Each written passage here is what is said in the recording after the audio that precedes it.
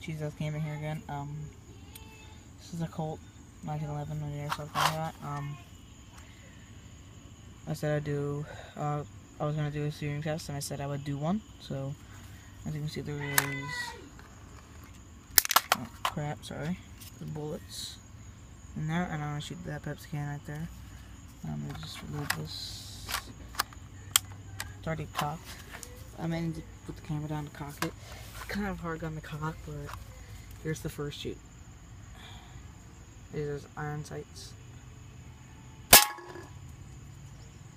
See that dent? Oh man, hold on. Cock this. It's not really hard to cock, so.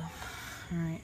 And if any of you guys said that's what you said, I will punch you in your virtual face. And here's the next shoot. Next shot, actually.